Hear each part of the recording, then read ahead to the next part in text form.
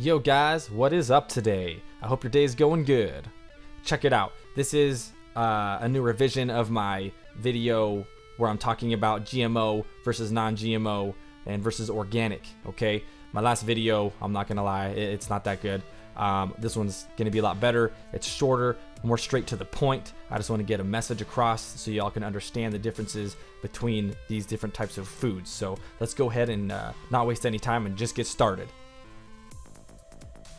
All right, guys, so the first thing I want to do is take a look at what a genetically modified food is, or GMO food.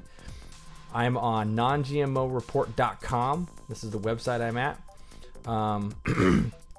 There are a lot of resources that explain pretty much this exact same thing all over the internet. So let's take a look at what that is. I'm just going to read this paragraph right here that I've got highlighted, all right?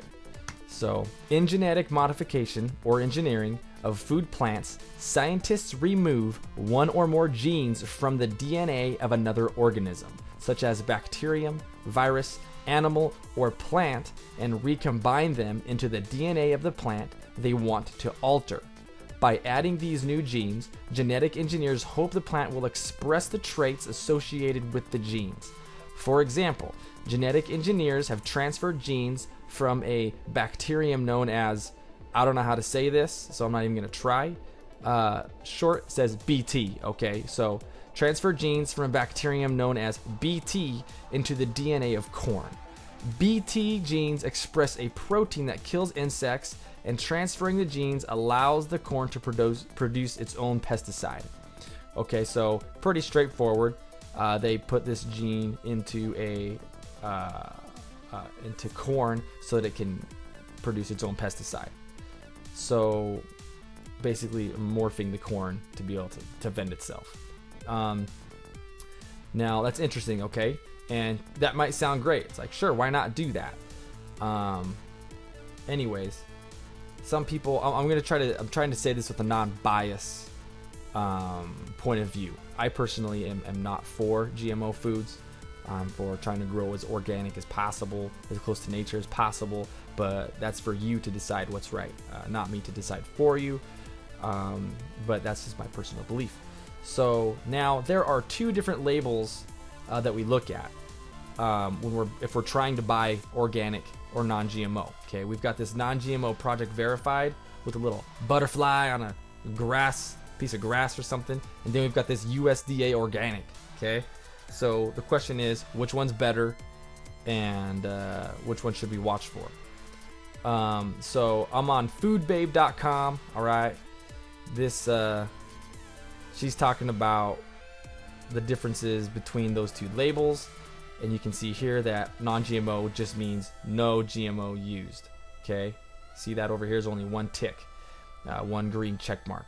The rest of these are X'd out.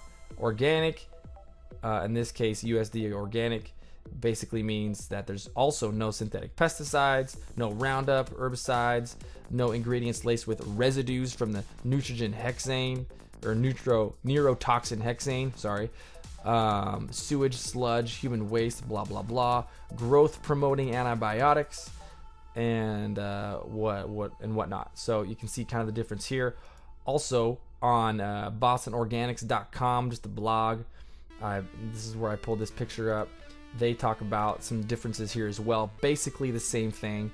Granted, there is one tick that non-GMO Project Verified has that USDA Organic does not have, and that is tests for GMO residue at multiple levels of production. Okay, so basically they check for GMO probably on like one, but GMO does multiple tests to make sure it's not GMO. So, or USD organic, typically yes, is going to be better because it prohibits also the use of hormones and whatnot. So it's going to be a lot more closer to nature, but ideally you want to find foods that have both of these labels. If you can find foods that has both of these labels, then you know you're going to be really covered. There's some really good brands out there to look out for. But anyways, this is the quick rundown, okay? I just really wanted to get this information out there to you from a non-biased point of view as much as possible. Of course, you can tell, like I said, I'm for organic foods, but I want you to make that decision up on your own.